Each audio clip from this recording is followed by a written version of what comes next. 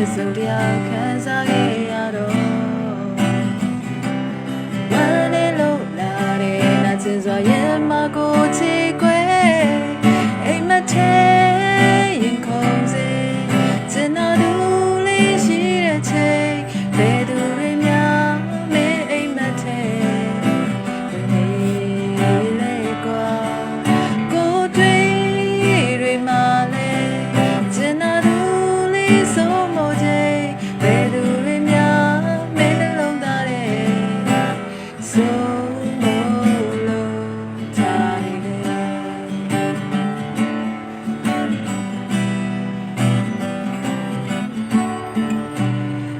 ဆုံးမ